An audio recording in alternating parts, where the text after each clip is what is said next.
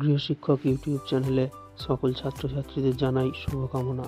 আগের কয়েকটি ক্লাসে আমরা তোমাদের দশম শ্রেণীর প্রথম অধ্যায় ইতিহাসের ধারণা এই অধ্যায় থেকে বেশ কিছু 2 নম্বরের প্রশ্নের উত্তর নিয়ে আলোচনা করেছিলাম। আজ আমরা তোমাদের আরও কয়েকটি গুরুত্বপূর্ণ এই অধ্যায় থেকে গুরুত্বপূর্ণ প্রশ্ন নিয়ে আলোচনা করব। আমাদের চ্যানেলটা এখনও যারা সাবস্ক্রাইব করোনি তারা অবশ্যই চ্যানেলটাকে সাবস্ক্রাইব করে পাশে থাকা বেল আইকনটা প্রেস করে রাখবে, তাহলে আমাদের চ্যানেলের যে ক্লাসগুলো আছে সেগুলো তোমরা দেখতে পাবে। আর আমাদের আগের ক্লাসগুলো যারা দেখোনি তারা অবশ্যই দেখে নেবে। আজকের আমাদের প্রথম যেটা আলোচনার বিষয় সেটা হচ্ছে যানবাহনের ইতিহাসের গুরুত্ব কী। এই প্রশ্নটাও তোমরা পয়েন্ট করেও লিখতে পারবে, ঠিক আছে। আর আমরা আগের ক্লাসেই বলেছিলাম যে এই উত্তরগুলো যখন তোমরা লিখবে তখন কিন্তু উত্তরের ভাষা খুব সহজ হবে, আর উত্তরগুলো তোমরা 2-3টে বাক্যে লিখবে। তাহলে যাই প্রশ্নই পড়ুক আমরা যদি একটুখানি 2-3টে বাক্য লিখতে পারি, একটু যদি আমরা বোঝাতে পারি, তাহলে কিন্তু আমরা 2 নম্বর তুলে ফেলতে পারবো, ঠিক আছে। তাহলে যানবাহনের ইতিহাসের গুরুত্ব যদি এরকম প্রশ্ন পরীক্ষায় দেয় তাহলে কিন্তু আমাদের ঘাবড়ালে হবে না, আমাদের কিন্তু সহজভাবে লিখলেই হবে, ঠিক আছে। তাহলে উত্তরটা কি লিখতে হবে তোমরা পয়েন্ট করে লিখতে পারবে, ঠিক আছে। যানবাহন ও যোগাযোগের বিবর্তন সম্পর্কে জানা যায়, তার মানে যানবাহন কিভাবে বিবর্তন এসেছে যানবাহনে সেইটা সম্পর্কে জানা যায়। আর এই বিবর্তনে বিভিন্ন সমাজ ও সভ্যতাকে কতটা প্রভাবিত করেছে সেই বিষয়টা জানা যায়। এটা এইগুলোই বলতে হবে, ঠিক আছে। আর কি বলবে, আর প্রযুক্তি সম্পর্কে জানা যায় বা দেশের অর্থনীতি সম্পর্কেও কিন্তু জানা যায়, এগুলো পয়েন্ট করে বলা যেতে পারবে, ঠিক আছে। এরপরে যে প্রশ্নটা আছে আঞ্চলিক বা স্থানীয় ইতিহাস চর্চা গুরুত্বপূর্ণ কেন, এই প্রশ্নটা, ঠিক আছে। এই প্রশ্নটা তোমাদের মাধ্যমিকে 2019 সালে এসেছিল, তোমাদের জন্য খুব গুরুত্বপূর্ণ, খুব ভালোভাবে এই প্রশ্নটার উত্তরটা সবাই তৈরি করবে, ঠিক আছে। তাহলে স্থানীয় ইতিহাসটা কি, এই স্থানীয় ইতিহাস থেকে একটা কোনো স্থানের সব কিছু খুব ভালোভাবে জানা যায়। সেই স্থানে কি ঐতিহাসিক কোনো যদি কিছু থাকে, কোনো নিদর্শন থাকে সেইটা, ঠিক আছে। তারপরে আর সেই স্থানের জনগোষ্ঠীর কথা সেটাও কিন্তু আমরা এগুলো থেকে জানতে পারি, তাদের বিভিন্ন ঐতিহ্য, তাদের বিভিন্ন যে কালচার বা সংস্কৃতি বা প্রথা সেইগুলো সবই কিন্তু এটা থেকে জানা যায়। আর একটা কি হয়, আর এই স্থানীয় ইতিহাসকে আরেকটা কি বলা যায়, আঞ্চলিক ইতিহাস বলা যায়। আর এই স্থানীয় ইতিহাস থেকেই কিন্তু আমরা আবার জাতীয় ইতিহাস যখন আমরা রচনা করি তখন কিন্তু এই স্থানীয় ইতিহাস থেকে আমরা তখন এই স্থানীয় ইতিহাসগুলো কিন্তু আমাদের খুব কাজে লাগে, ঠিক আছে।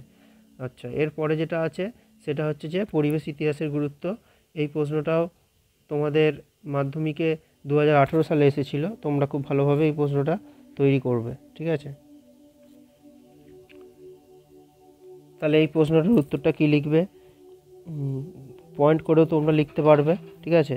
পরিবেশে যে বিপর্যয় হয় বা পরিবেশে যে ভয়াবহ অবস্থা সেটা নিয়ে মানুষকে যে জানানো যায়, এটা একটা পয়েন্ট লেখা যেতে পারে। আর মানুষের সভ্যতা যে এগিয়েছে সেই ক্ষেত্রে পরিবেশের কি ভূমিকা আছে, পরিবেশকে কিভাবে সচেতন করা যেতে পারে বা পরিবেশকে কিভাবে সুরক্ষিত রাখা যেতে পারে, এই বিষয়গুলো এখানে বললেই হয়ে যাবে, ঠিক আছে। আর তোমরা এগুলো পয়েন্ট করেই লিখবে। আর আমাদের ক্লাস কেমন লাগছে সেটা তোমরা কমেন্টে অবশ্যই জানাবে। আর আমাদের এই ক্লাসগুলো তোমরা অবশ্যই বন্ধুদের মধ্যে শেয়ার করবে।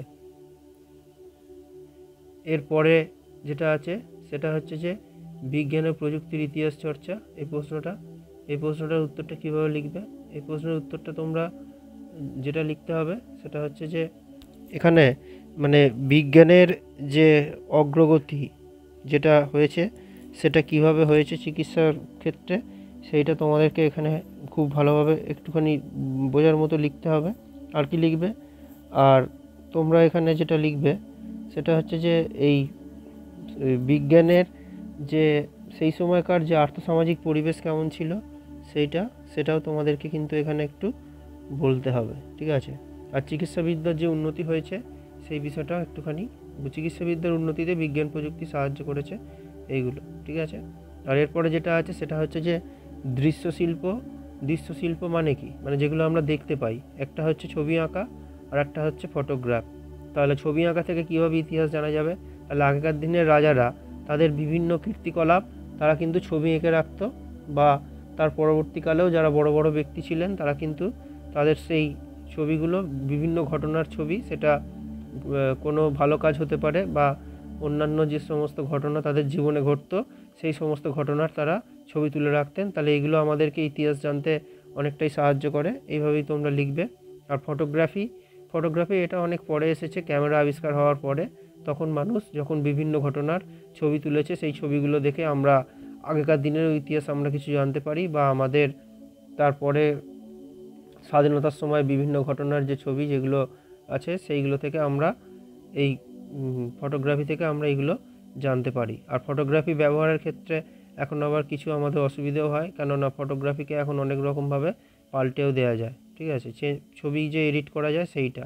ঠিক আছে, এইগুলো। আর এর পরের প্রশ্ন যেটা আছে সেটা হচ্ছে যে সামরিক ইতিহাস চর্চা কি, এই প্রশ্নটা। ঠিক আছে, তাহলে সামরিক ইতিহাস মানে সেটা হচ্ছে যে যুদ্ধের ইতিহাস। ঠিক আছে, তাহলে যুদ্ধের ইতিহাস কি সেটা, যুদ্ধের ইতিহাস মানে এটাও তোমরা পয়েন্ট করে বলতে পারবে। যেমন হচ্ছে যে যুদ্ধের খুঁটিনাটি বা যুদ্ধের কি কারণ এটা। ঠিক আছে, এখানে কি জানা যায়, এখানে কি কারণে যুদ্ধ হচ্ছে, ঠিক আছে, বা যুদ্ধের খুঁটিনাটি বিষয় কি, যুদ্ধে করার নীতি কি, যুদ্ধের কৌশল কি, এগুলো এখানে বলা যেতে পারে। আর কি, আর এরপরে হচ্ছে যে সৈনিকদের কীরকম অবস্থা থাকে সেইটা। তাহলে যেমন সৈনিকদের কীরকম অস্ত্র থাকে, সৈনিকদের কীরকম খাবার, বেতন কীরকম, যুদ্ধ করার কৌশল কীরকম, পোশাক কীরকম, এইগুলোই সব কিছুই এখান থেকে জানা যায়। আর পরের ক্লাসে আমরা তোমাদের আরও ইতিহাসের কিছু গুরুত্বপূর্ণ বিষয় নিয়ে আলোচনা করব।